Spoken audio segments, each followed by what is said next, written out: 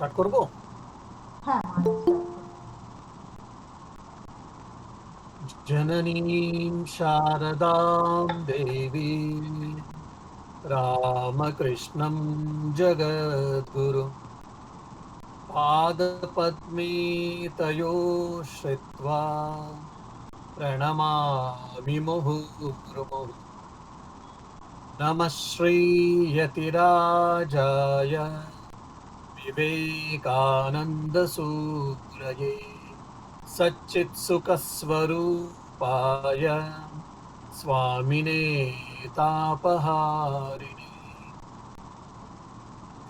Dear devotees, যেমন এটা মনমুদুরের lecture যে ওপেনিং ওয়েলকাম অ্যাড্রেস যারা দিয়েছে ওটা দেখলে বুঝে যায় স্বামীজি কত ফেমাস ছিলেন আর স্বামীজির উপরও কত লোক মানতেন, স্বামীজিকে কত মানতেন। মানে এবার basically was A celebrity in those days যদি বলতে গেলে। So he was A celebrity in those days, but at the same time he was so humble. He was so humble and his whole life was God-centered life, either divine-centered life or God-centered life. So one side we see Swamiji or Naren as a young Naren with a rationality, with a logic, with a argumentative or a debatable person. That's all we all see as a young Naren. I think he's the person who questioned most. So Sri Ramakrishna, we all know that. But interestingly, if you see, all his great works are what the major works he took. He only took when he got the assurance or when he got the clearance from either from Thakur or from Mother.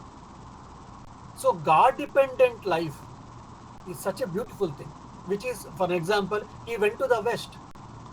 Though people asked, Mysore Maharaja said, Bhaskar Sethupathi said, and the youngsters, young people, and so many intellectual people, some bureaucrats, everyone suggested for Swamiji. You are such a knowledgeable man. You have got such a fine English.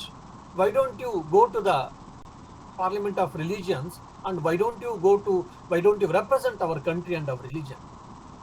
Swamiji said, yes, I am also thinking about it. So, but till he got the assurance from Mother and Thakur, he never went to that job or whatever. So, very interestingly, you can see very well how he was also Karma Yogi, Jnana Yogi, and Bhakti Yogi also. Without Guru's grace, without Guru's Agna, or without Guru's instructions, or what you say, command, he never worked actually. Which is in between lines. If you deeply read Sri Ramakrishna, Swami Vivekananda's life, you can understand. So he had rationality, he had that debatable nature, no doubt. At the same time, he was obedient also. Once he accepts something, once he accepts someone, he used to be obedient, he was truthful, he was honest, and whatever. So that's the one thing. Okay.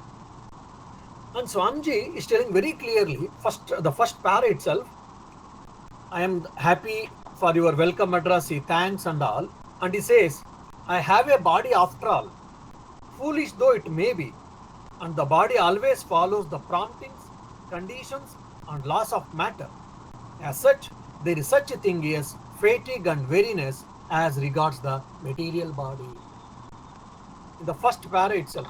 So Swamiji is Sakshat Shiva, is the embodiment of Shiva, is the incarnation of Shiva, we all worship him. And is a Nara Rushi who has come from Saptarshi Mandala, which we all know that. Now is the greatest yogi, Rushi, Brahmagnani. All these things keeping in the mind, you read this para, you will understand whoever, an incarnation or a Rushi or a Brahmagnani, the Sharira Dharma will follow. But the difference is what? The pain and the suffering.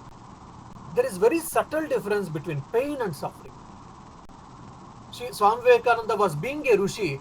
Didn't he get headache? Yes, he did get headache. Was he not got fever? Yes, he got fever. Did he not feel a tiredness? Yes, he did feel tiredness. But there was no suffering. When there was headache, probably his body had to endure that pain. Because of his willpower, might have transcended, he might have endured, but there was a pain. So he himself is telling, there is an experience of fatigueness and weariness for this material body. Two things is very clear here. So maybe Brahmagnani's body is also undergoing a pain, but there is no suffering in it. Now, he's telling there is a fatigue and weariness as regards to material body. Yes, body is tired. Body is experiencing the fatigueness and weariness, but I am not experiencing it. The real Vedantin outlook. But when I get headache, as I behave that as if I have got headache. I have not got a headache, my body has got headache, or my head has got headache. So this separation, if we can start feeling that, and the moment if we can hold on to this idea, then what happens? The pain will be there, no doubt. We have to endure or we have to do whatever is required, but suffering will reduce. The moment suffering increases when we attach ourselves to the body, and when we mix our emotions, it increases still very bad. So Swamiji is telling how should we look into all our life problems. Physical health problems, mental health, emotional health, whatever you can say. We have got challenges, no doubt. When we live in this dualistic world, no one can spare from them. But how do you interact, how do you react to that is what in our hands. So Swamiji is telling very clearly, yes, body has to undergo these problems, yeah, and it has to suffer, no doubt. But I am not suffering. Body is suffering, I am not suffering. So this is one of the interesting thing which we can learn from this first paragraph. That's what I felt. This is one glaring thing which we can learn from Swamiji's words or sentences. Then he is saying that wonderful amount of joy and appreciation has been expressed by all of you, but I have done little work in the West. So this is also one of the, again, the great nature of the greatest karma yogi. Ami kichu jani na, ma Thakur bolte. I don't know anything. Thakur is to tell. Why? Because that reflects, that represents Paka Ami, ripened ego. Sri Ramakrishna is to say that, isn't it? Now, but what we do it? We do little and we exhibit it. We show off so much. And we blot our ego, and when people doesn't recognize, we suffer, we feel pain, and we keep complaining. Oh, ami koto korechi, I have done so much, and people are not recognizing it. Ami koto korechi, amake log manche na. I am name, fame, power, position, recognition. I am expecting it, and I am suffering it. Now, Swami Vivekananda's case, Swami Vivekananda's response is completely other way. He has done so much and he is saying that I have done very little. Now, in his case, it is not a lip service. People also say that sometimes, oh, ami kichu korini baba. We say that, but inside, ami koto korecho jano. So, in our case, that humbleness is a lip service. It is artificial. But in Swamiji's case, it is natural. So, all the greatest people, why they were able to do that work? Because that little I, or in Sri Ramakrishna's language, unripened ego was being removed. For that, probably if you remember my earlier class, two paths. One is from Jnana path. What is that? That removing the ignorance. I am the self and not the body and mind. All this work is related to body and mind. So you can practice this from the path of Jnana. Or from the Bhakti point of view, I am the instrument in the hands of the Lord. I am the instruments in the hands of Mother or Sri Ramakrishna. So I am just a sevak. I am a mere instrument, and the Lord is our master. Lord is the person who is getting. So Sakali Tomaricha, in that you will say, Ami Jantra, Tumi Jantri. So that attitude is been seen very clearly by Swamiji. Why they all became great? It is not just because of their intellectual knowledge alone, but because of their spiritual personalities. For them, it has become natural. For us, we have to achieve. As a spiritual aspirants, we have to pick up. Probably if these things, if I tell to the outside people, I may not tell all these things. Because I am thinking that you are all interested in spiritual life, spiritual practice. So these are the values we can pick up from Swami Vivekananda's life, by Sri Ramakrishna's life, Holy Mother's life, or from the senior monk's life, and we can try to implement in our life. So such humbleness is there. By being humble, what happens? My unripened ego gets translated into ripened ego. then suffering reduces, ego reduces, bondage reduces, emotional problems, interpersonal relationships, everything is being taken care. And also he tells very clearly, and I have given this message for whom actually? He tells, I want to apply it to those great souls who are coming in the future. So Swamiji is anticipating some great Vedantic workers in the future. So why can't I be one among them? Why can't I dream that I will be one among them? I can dream, I can prepare my mind, I can prepare my life. So Swamiji is telling, I have given this Vedantic message. Why? Because there are people who are coming in future to apply this greatest Vedantic truths, which is very interesting. So it's almost like he's prophesizing. There are people who will be coming in future, great Vedantic workers. For them, I have given the message, my dear, not only for you alone. So their messages, it may be for 100 people are listening, 500 people are listening, 1000 people are listening, all that fine. But it is not only for them, it is for the mankind. Coming in generations, for them, they are giving a message as well. And again, he's telling one more thing is, India is the land of religion. The Hindu understands religion and religion alone. So this idea has been already we have discussed long back, quite a few times I think in the other lectures. So religion is the backbone of the India. When you say religion means what? It is spirituality. It is Atma Gnana. It is Brahma Gnana. Religion is not only just some rituals, some do's and don'ts. A religion means it is realization, or in other words, spirituality. Self-realization or God realization is the backbone of our country. That's Swamiji is telling very clearly.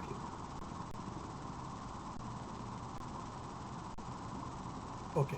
Now, and afterwards he tells, all our life and every, system was aligned to this, he said, Swamiji.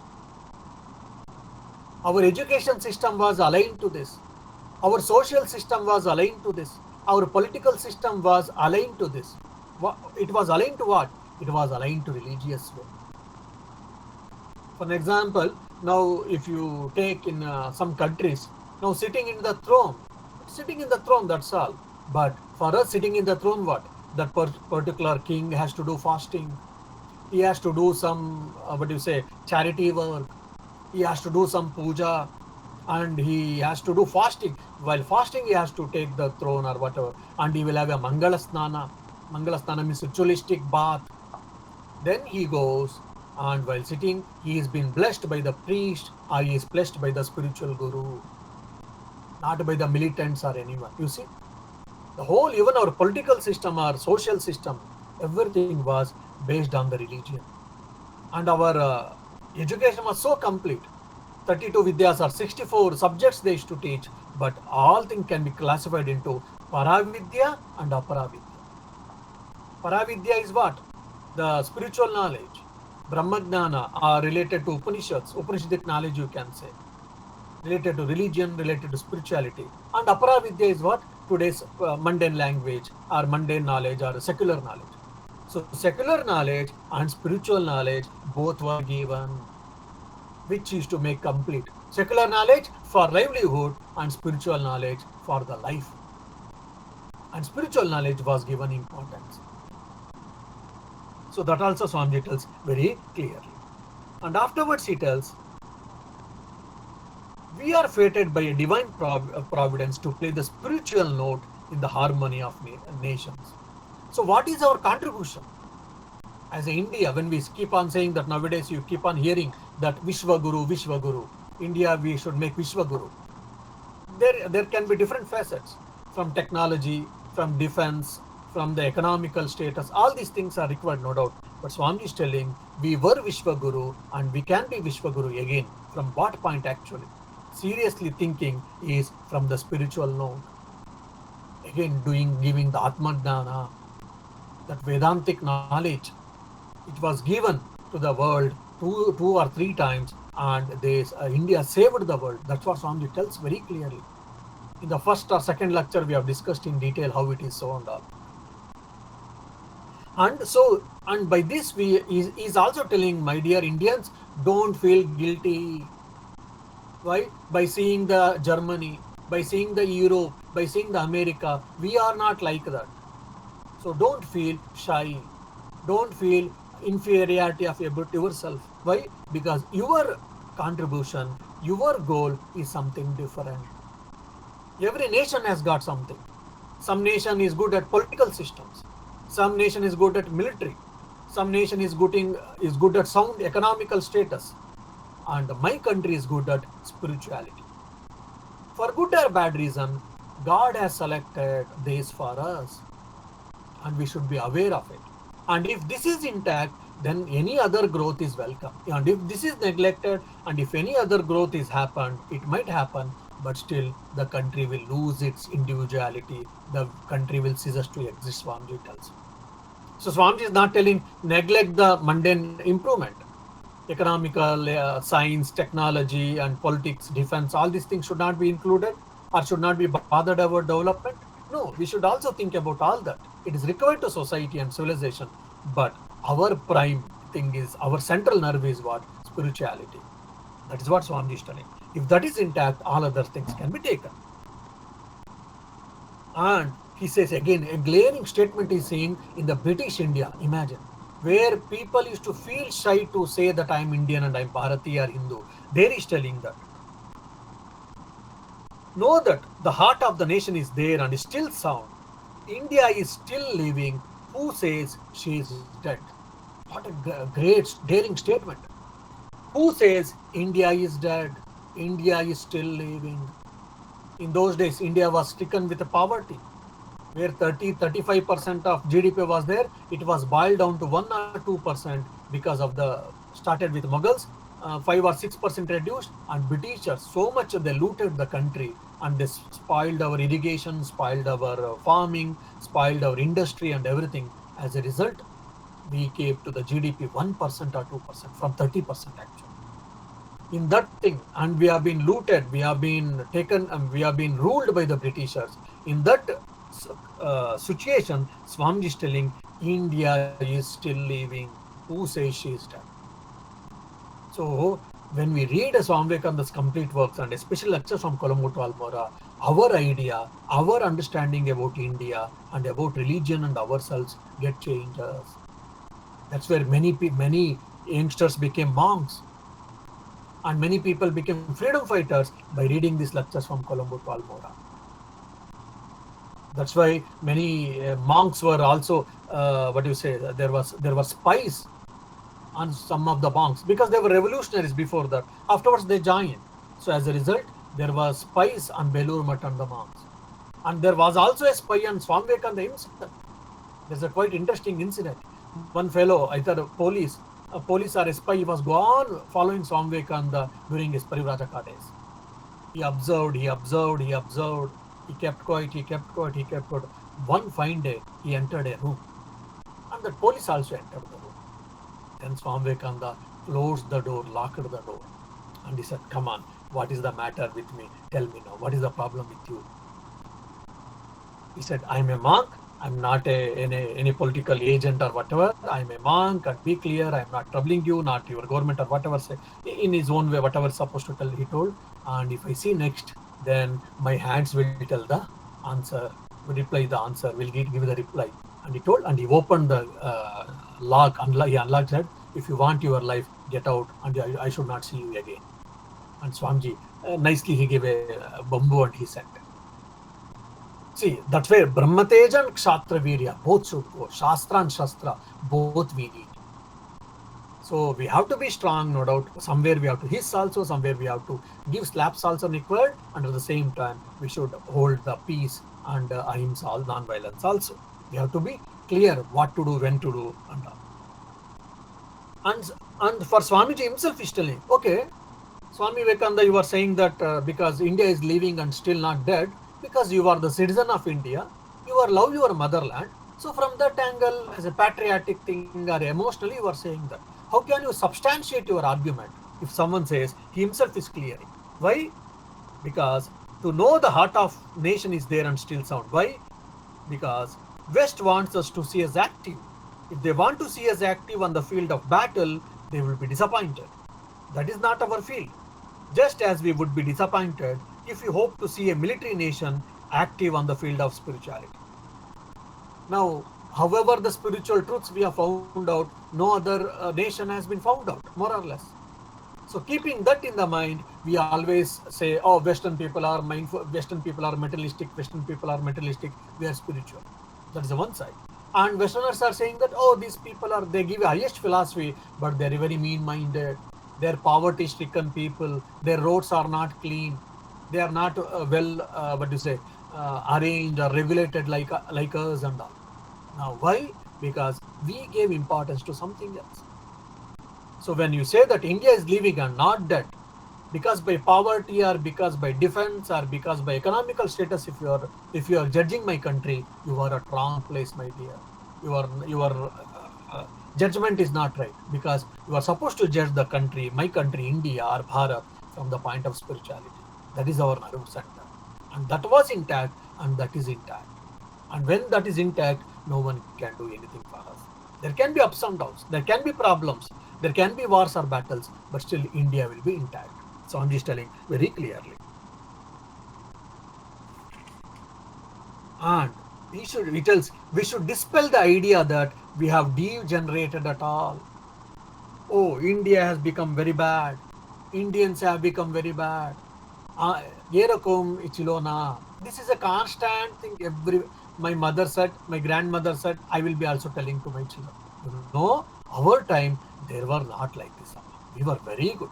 We were not misbehaving like you. And we tell to our children.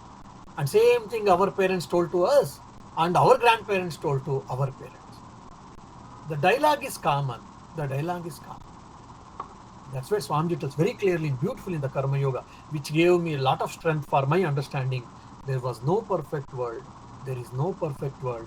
There will be no perfect world. The concept of perfect world is an utopia.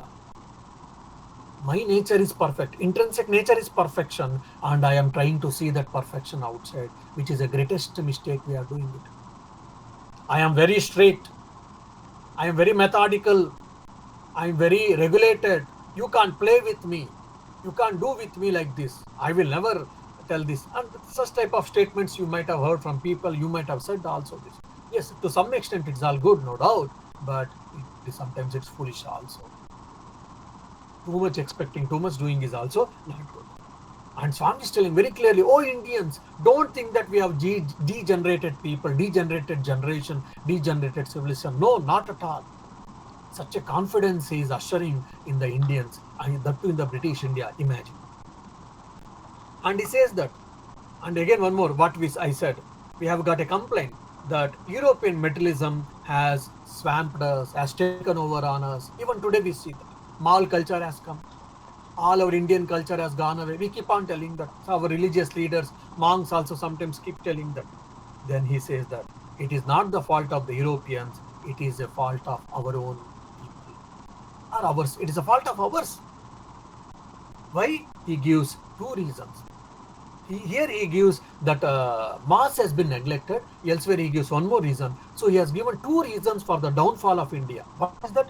Two things. One is neglect of women.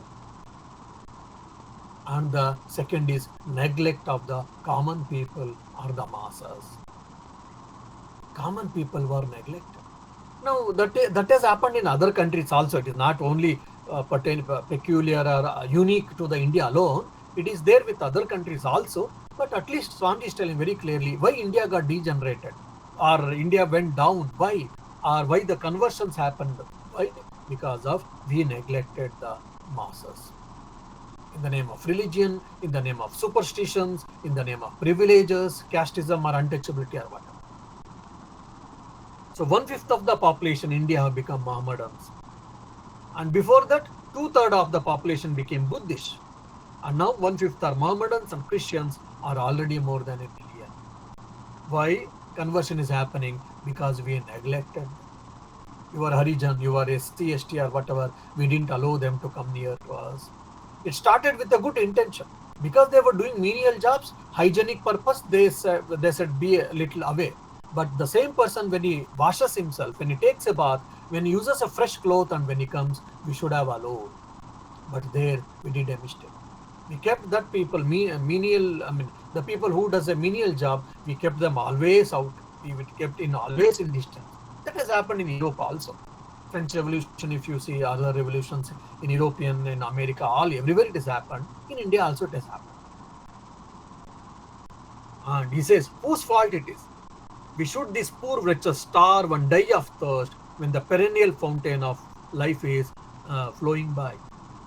What did we do for these people who forsook their own religion? So we neglected them and we said, oh, they are suffering, oh, their own karma. Again, this is one more blunder our Indians we did. Karma theory, karma siddhanta is not the fatalistic theory. Oh, ওদের কপাল আছে ওরা এরকম experience হচ্ছে. No, that is not the thing. Actually, karma theory has been misunderstood. কি করা যায়? ব্রহ্ম আমার কপালে লিখে দিয়েছে. No, as if Brahma doesn't have any other work except writing our thing. Whether should I eat chocolate or not? Whether should I be poor or rich or not? Whether should I get a good husband or not? Is it the Brahma's duty? No, not at all. Then what is Karma Siddhanta? Karma is the science of infinite possibilities. When you do good work, you will get good results, which is called punya. When you do bad actions, you will get bad results, which is called papa. So punya means what? Good luck. Papa means what? Bad luck. So Karma Siddhanta is not the fatalistic theory. Amar kapal. No, it is wrong. Amar kapal ke koreche? Amra nije koreche. Whatever I have done, good actions and bad actions, the result of this, I am experiencing good and bad, good luck and bad luck, favorable, unfavorable circumstances, which is accumulated in this life or in the past lives. So in the name of karma theory, we neglected masses. We allowed people to suffer, and untouchability creeped in. It started with good intention, but it became so much so that the whole society got into riot. See, and he says very clearly, that is the only way I can get sympathy. And why people are getting converted? Because when he's a SC ST, then he's been neglected. But when he become other religious people, then we might allow them or not inside the house. At least with dignity, we start talking with them, either with a Christian or Muslim. That's where he says, he gives an example in the West from a lady had been converted. When she asked why, because she said, that is the only way I can get sympathy. I can find none to help me now. But let me be a fallen, downtrodden woman, and then perhaps merciful ladies will come and take me to a home and do everything they can for me. So I will get social security, I will get economic security, I will get a social status. So it is better to get converted. So we neglected them. That's the one thing. Second thing, our religion, our religious truths were not given to people properly. Second thing is that. Third thing, we always tell our children to become IAS officers, doctors, engineers and all, but we don't teach Ramayana, Mahabharata or our Hinduism ourselves to our own children. We give the dreams to earn money, to get a good job and all, fine, you give it, we should give it, no doubt. But along with that, why can't we give Ramayana, Mahabharata, Thakurma, Swamiji when they are children? When they are children, at least they listen. When they grow up, whether they listen or not, it is up to them. But when they were children, we should have given. Most of us, we might not give. We will say, whatever, if when he grows up, if he likes, he will take. Now he doesn't take, and now I will start crying, I will start feeling repentant. Oh my dear, he's not listening. Oh, sab chode diche. Puja korche na, badir puja korche na, grodevatar puja korche na, kono mane amader dharmo niye, o manche na. Whose mistake? We didn't give that samskaras to the children. And let us blame none, let us blame ourselves. We neglected masses, so they got converted. So at least now, instead of blaming XYZ, we should blame ourselves and we should stop doing these things. We should treat people equally and we should give that status for people and we should give our religion to our people. That is the best way to control the conversion. That's what Ramakrishna Mission is doing. Someone said, what are you doing to stop the conversion? I said, fool, we are spreading our Vedanta and Hinduism so much so that Hindus are stopped converting, or rather it has been reduced to conversion. Why? By producing books, by giving, because now monks are so easily approachable compared to traditional monks like Matadipatis, pontiffs and all. We are approachable and we touch, we talk with people, we hear their problems, and in the modern language we speak, we give the religion and Upanishads to them, so many people are able to follow. It is not enough, no doubt, but we are able to do to certain extent our role, our part. So that should have been done. A little earlier, if they had taken 100, 200 years before, whatever Thakur Swami said, in that way, if we had done, probably a lot of conversions would have been reduced or would have been controlled. That is what my understanding. And also, he gives one more interesting thing is that when grown-up man by hundreds have been discussing for years whether we should drink a glass of water with the right hand or the left, whether the hand should be washed 3 times or 4 times, whether they should gargle 5 or 6 times, whether they eat onion or garlic or not. All of them have got their values, no doubt, but that should not be the alpha and omega of the religion. And interestingly, in the Belur Math, it happened once. So I used to sit in the vegetarian line. So there is a vegetarian, non-vegetarian line, as you know that. I used to sit in the vegetarian line. Okay. Because I am vegetarian, so I used to sit in the vegetarian line. One of the brahmachari, Bengali brahmachari said, you say that you are vegetarian? I said, yes. Then only weekly 2 days we get onion curry. In the curry, 2 days only we get onion curry only. That too, Tuesday night and Saturday night or whatever, I think. 2 days we get onion curry, otherwise no onion is used in Belur Math. Okay. When they say that onion curry, they say that. If it is onion curry they say, and they also bring one more curry, the same curry without onion, other curry without onion, pachada, they will come. And I used to take with onion, the curry with onion. He said, you are a vegetarian, you said. I said, yes, of course. Then you are taking the onion. I said, yes, but being vegetarian, taking onion, what is the problem? And what is the connection? This is a cultural upbringing again. From Vaishnava culture is speaking. If you are vegetarian, you are not supposed to use onion and garlic. I didn't know that. Of course, we don't use onion, garlic some particular days, festivals, Ekadashi and Ashtami, Amavasya, Purnima, or whatever, in the culture, wherever, we were brought up. But I am not able to understand. For me means what not, which means if you eat fish or meat or egg or whatever, then you are non-vegetarian. Otherwise, you are vegetarian. That is what we have been born and brought up. Then he was discussing, I was trying to understand. Then I understood, okay. Oh, so if I eat onion, that means I'm non-vegetarian, not the vegetarian. Then I asked, okay, then what about you? I'm vegetarian. How? But I said, you eat fish. How are you vegetarian? No, that's Ganga Prasad. That can be okay, but I don't eat onion, but I eat fish. I don't eat any other things like meat and all I don't eat. I eat only fish, but I am vegetarian. Why? Fish is a Ganga Prasad. And they said, all right, it is your understanding of vegetarianism. That's okay. You want to eat fish, eat it. And here also, quite a times, devotees and monks used to say, Thakur ketan mach, ma ketan mach, Swamiji ketan mach, appi ketan. আমি বললাম ঠাকুর নির্বিকল্প সমাধি গেলাম, মা নির্বিকল্প সমাধি গেলাম, স্বামীজি নির্বিকল্প সমাধি গেলাম, আমি যাচ্ছি নাকি না, তবে চুপচাপ থাক, তোমার ইচ্ছা আছে খাও. So this is where we get into problem, mistake. Swamiji has born and brought up in the Bengal culture, Thakur Ma Swamiji, fine, and they are eating fine. Whether they eat fish or not, whether they take meat or not, it doesn't matter for them because they live in that highest state. Their mind doesn't get disturbed. Now, by eating fish, whether I can meditate or not, whether you can meditate or not, it depends on personalities. Now, I have been born and brought up where I am not used to it. That's the reason I don't want to get it also. That's all. Now, how we misquote Thakur Ma Swamiji, how we misquote scriptures. So, Thakur is to take fish. And you should also take. Thakur long back he stopped, of course. In younger days he used to take. Afterwards Thakur stopped it. Mother, once Thakur passed away, mother never used to take fish. All these things we forget. And we said Thakur is to take and we should take. No. I said, you want to eat fish, my dear? I am not stopping it. No one is stopping you. Please eat. No, don't worry or don't bother. But don't make me to eat fish. And some monks even forced. No, you should eat fish. What will happen? We will see. So this is all in the name of religion. Friendism is coming. That's what I used to say.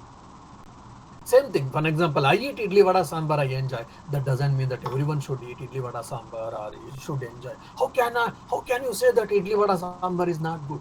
Sambar tak hoy baba tumader sambar tak hoy. No, sambar kodai tak ache na. Yes. Because I've been born and brought up in that way, and for me everything is fine. But for the person who has come from Bengal for South Indian sambar will be sour. It is very difficult. Now these things and all we have to understand. Spirituality is an important where we have to maintain our character, ethics, morality, sincerity, God-centered life, self-centered life, means divinity-centered life. These are important. Whether you eat in a right hand or left hand, whether you eat banana leaf, right side or left side, all these things doesn't matter much. They're all based on the culture and they're all based on the societal needs and all. So this keeps changing. But unfortunately, we holded on to these things and we left Dharma. That is where I always feel Sri Ramakrishna's and Swami's contribution, greatest contribution for us to make they both of them are including mother. They showed us what is real Dharma. Till then, we were getting confused by these do's and don'ts or rituals and all. I mean, I think I had heard a beautiful statement. What is that? I think Vaishnav Sadhu. Ke more or neye more. There is a beautiful saying I had heard in Bengal saying that some sadhus eat and some sadhus they take bath time and again and they die. I mean, eat means not that particular food or fasting or whatever, especially with the food restrictions I used to say. So like that, we should not unnecessarily give over importance. These are all important, no doubt. What we should take, how we should take, what is suitable to our spiritual life, all these things matter. And clear, Krishna has given beautifully in the 17th chapter what type of food is sattvic food, what type of food is rajasic food or tamasic food. So which is suitable to my nature, I should take it, never mind. But giving over importance to all these things is not good. That is what Swami is telling. And after telling that, he's telling very clearly that you should stand up. We must stand up, be active and be strong. Keeping quiet, spirituality, observing silence is not inactiveness. You should be active and you should be strong also. That's where very clearly Swami is telling. And Swami is telling, when you cannot grasp the higher problems of life, all originality is lost.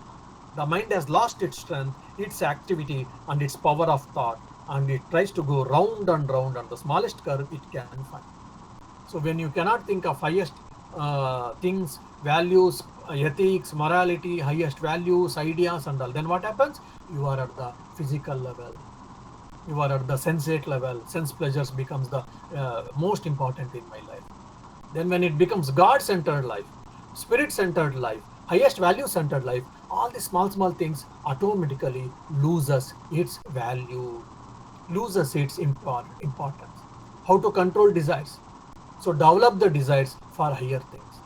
That is what Swamiji is giving one of the beautiful solution or sadhana patha or the spiritual solution for our handling the mundane desires.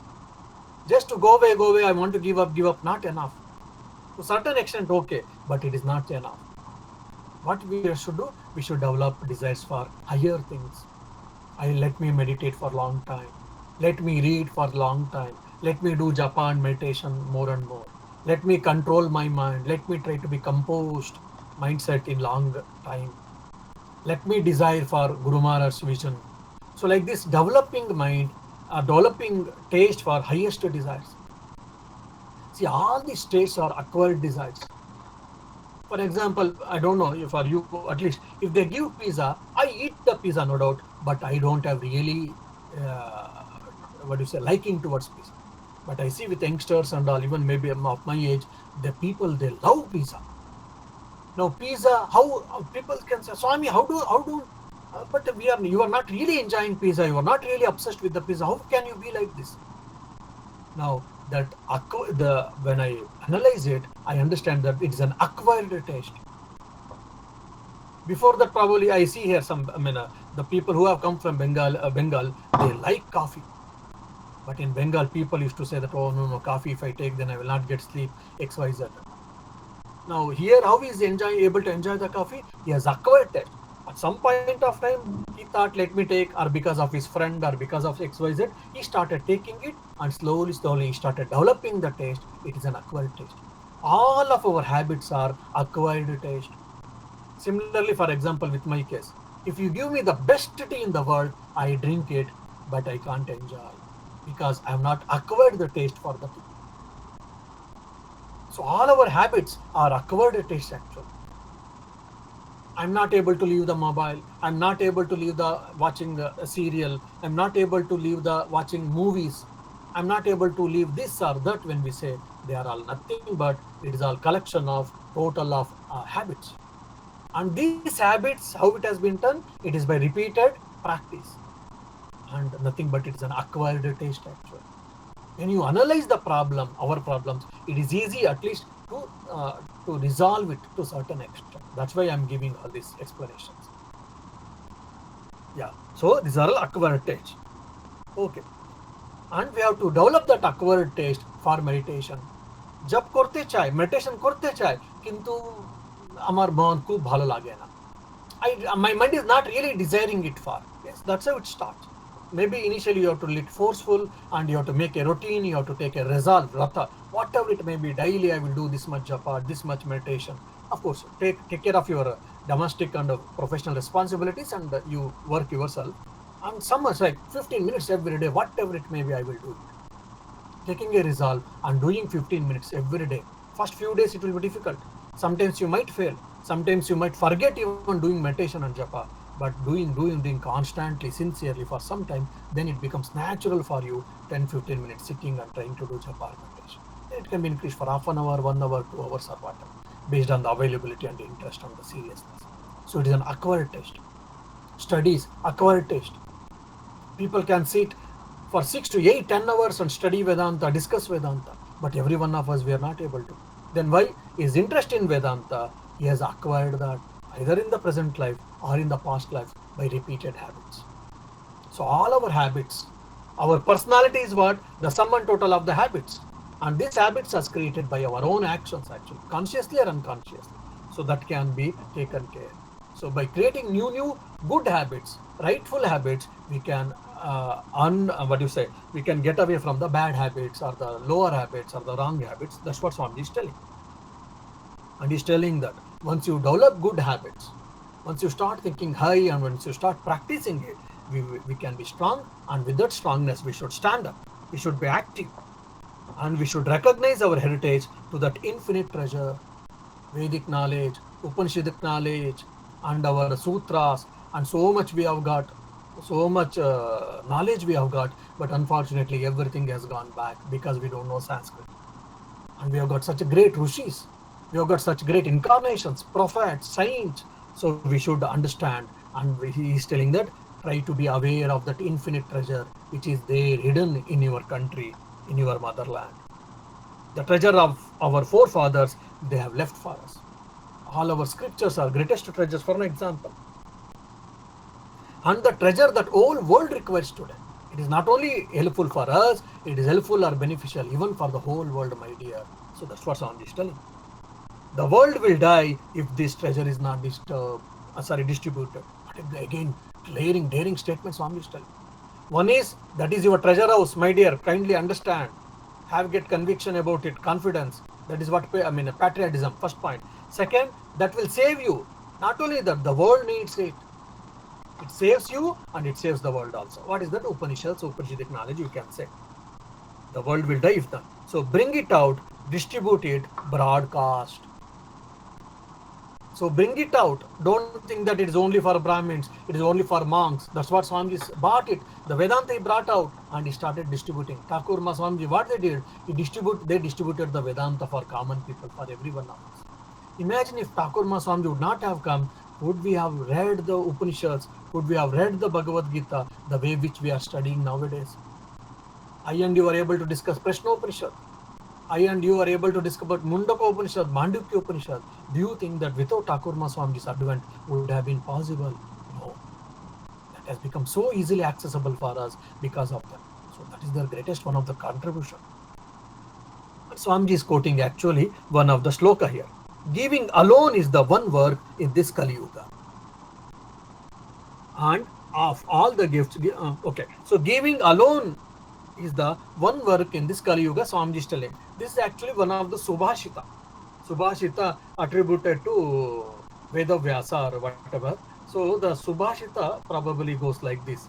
Uh, yeah, there are two different versions. Actually, one version is Ashtadasha Puraneshu.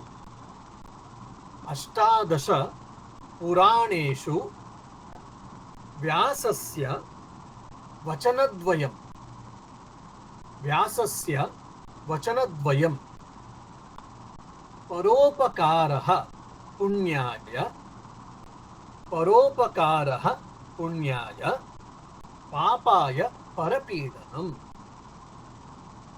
So Veda Vyasa has written 18 Puranas, Ashtadasha Puraneshu, Vyasasya Vachanadvaya. So the gist of these 18 Puranas can be told. Two things. What are the two things? Paropakaraha, Paropakaraha, Punyaya. What is Punya? What is good work? Helping others. Paropakaraha, Punyaya, Papaya Parapinam. What is Papa? What is sin? Not the Christian sin we are speaking here, Hindu sin. Papaya Parapinam. Troubling others, unnecessarily troubling others is what Papa sin. So this is the gist of the 18 Puranas. This is one of the Subhashita actually. So Swamiji is telling this giving alone is the one work in this Kali Yuga, means Paropakara Punyaya. That's what he is telling. Okay. And he is telling, and among all the gifts, spiritual life, spiritual knowledge is the highest gift which can be given. So the first top gift is spiritual life or spiritual knowledge, then comes secular knowledge, then saving the life, then below comes food giving. But Indians were always good at, oh, if there is a annadana, immediately we give money. And if someone wants to sponsor the education for the children, say, oh, no, we may not be. But we are interested in giving the annadana. At least South India, I have seen. People spend thousands of rupees, lakhs of rupees for this annadana business. It is good, no doubt. But Swamiji is saying that we have done enough and we are doing it, but don't stop there. So higher to the annadana or giving food, supplying food is what? Saving the life, protecting the life. Based on that, still higher is what? Giving secular knowledge. Why? Because once you give a knowledge, education for a person, that person can take care of his life, his bread and butter. His whole life he can take care, and his whole family he can take care. He will not come with a begging bowl. He is not supposed to come with a begging bowl at least. So giving secular knowledge is highest, and giving the spiritual knowledge, imparting the spiritual knowledge is the highest knowledge, highest gift one can give. And Swamiji has told, we have built enough chowl trees, enough this, food distributions and all. So think of something else. And he tells again, I am not given much to talking about my plans. Okay, India is great, he has told. India's backbone is a religion, he has told. And don't think about inferior about yourself and your country. Feel great about yourself. We have got a treasure house, all these things. He gave a few important ideas he gave. Okay, how to implement it? So what is the plan of action? If you ask, Swamiji has told, I have my plans, but I have not spoken about it because I'm feeling weak or fatigue or whatever the reason, he has not given. So my plan of action which he gives in Chennai, that has become very interesting thing. So for that he is telling that I have my definite plans to implement these ideas, but I have not spoken. So when you start thinking about all these things, lecture to lecture you will get linked and you will get ideas of Swamiji. What Swamiji wanted us to do, what Swamiji's vision was, what Swamiji's thinking was, we will get it. We can mend our life, we can develop our life or personalities to meet Swamiji's philosophy, to implement Swamiji's philosophy. That's what. And he says, I don't know whether I shall succeed or not, but it's a great thing to take up a grand ideal in life and then give up one's whole life to it. Take one grand ideal and live for that, sacrifice for that. That's what Swamiji is telling. Subordinating it to one high ideal is the only value that life has. This is the great work, has to be done in India. I welcome the present religious revival, and I should be foolish if I lost the opportunity of striking the iron while it is hot. This is the right time to rejuvenate India, to bring a revolution in India, and I have sown the seeds, I am doing it. Please join your hands. And what to do, Swamiji is telling very clearly. He has given his plan of action, but in one sentence he has finished that try to have the highest value in your life, highest ideal in your life, and sacrifice and dedicate your life, commit to that ideal. Then your life gets unfurled. You will become better personality. From the fishy existence, from the mundane existence, from the physical level, you will grow to the intellectual level or mental level, then goes to the spiritual level. How to practice? Probably he will tell his plan of action. All right. Om Shanti Shanti Shanti. Harihi Om Tat Sat. Shri Rama Krishna Arpanamastu. Okay. Just one cursory look I had. Just I had read before class. So whatever came to my mind, just I have shared. Thank you, Maharaj. See, it looked so simple lecture and all, but you have made this also so interesting.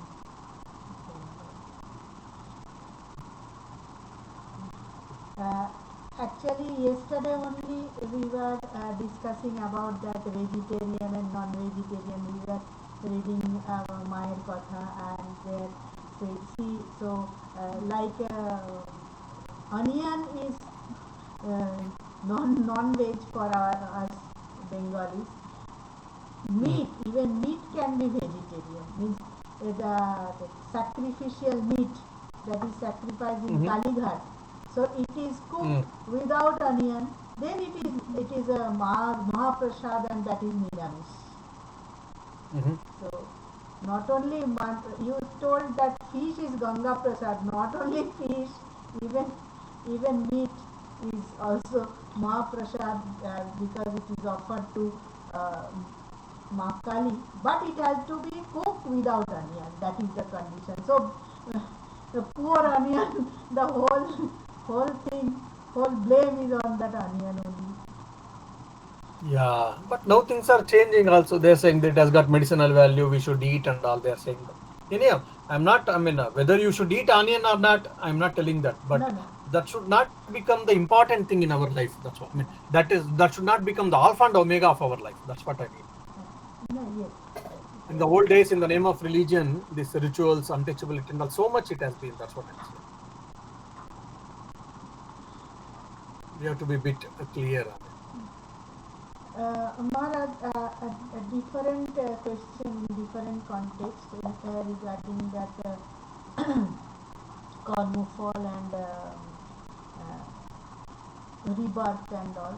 So Mhm. uh, it is said that Jivatma decides his next parent.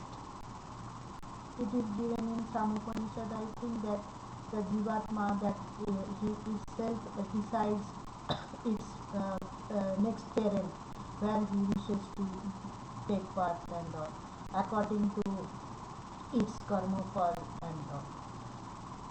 But then Mhm. again it is given that that soul is somehow from the Chandralok, it is going to the this clouds, rain bearing clouds, and then it comes down through the rain and enters the crops, grains. So Mm. then how it is ensured that that particular father, whomever he had selected, he will eat that particular grain. When the Mhm. Atman soul is entered into a grain, anyone can Mm. eat it, even the lower animals also. Yes. There means soul means not the self actually. There it is only subtle body. Yes, subtle Subtle body. body enters that. Yes, yes. So there, I think we discussed this in the Prashnoparishad first chapter. I've discussed all these things. Now, how it goes to that particular person only, not with anyone else. Yes. There, there is a system has been created by the Lord, which is called Rutam. Om Rim Rutam. When we sing that, Rutam is what cosmic law. So based on this cosmic law, the whole world is running. So our karma phala decides. Our karma phala and our parents' karma phala also decides why I will go and take birth in their womb at all, not in the neighbor's wife, not in some other relative's womb. Why not? And only in them why? Because of my karma phala, prarabdha karma, you can say, because of my fruits of action and my parents' fruits of action also, I enter with them only. So that helps us to go to that particularly with our parents and not with others also. That means it is guaranteed that that particular grain, no other lower animal will eat that that. Yeah, that's If what we should think. Yeah, but that is very that's what we should think. That's what we should, yeah, it is very difficult to say that it will become too much. If I think, then properly tell it will become esoteric in nature. You say that yes, because our karma phala made it created a situation in that way. For example, where I went and or rather that grain was eaten by only by our parents, not with anyone else. Yes, yes. Simple example you can take for an example. Now, from the astrology point of view, I am speaking. Now I am born in such and such a date and such a time. And in the astrological chart, my grahas are like this and all. Because of this, you are suffering.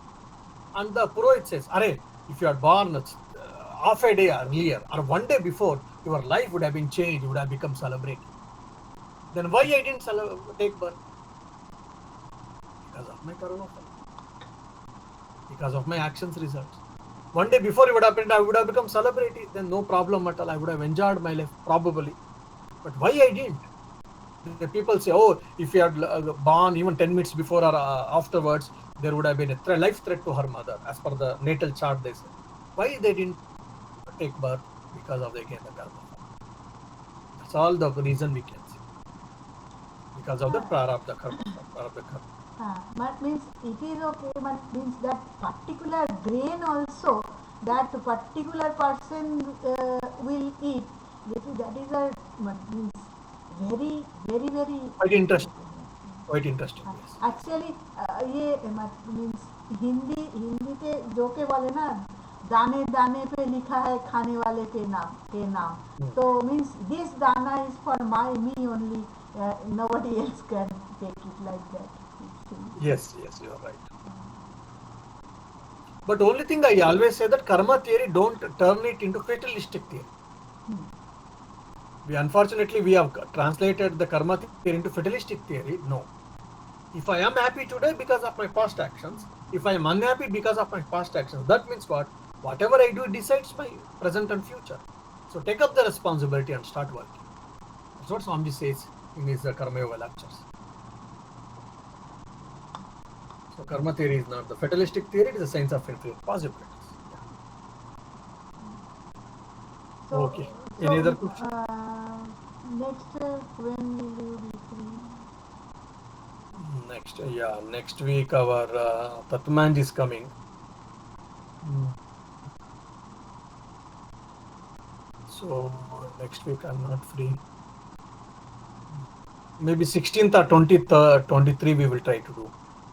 Then 16th we have to do, 23 I will be traveling, I will be in Bangalore.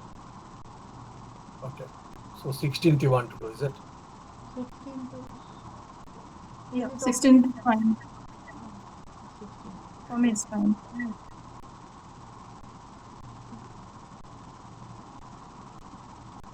Okay. So Madhura lecture we will be, and then Maharaj please keep that other Maharaj is not contact.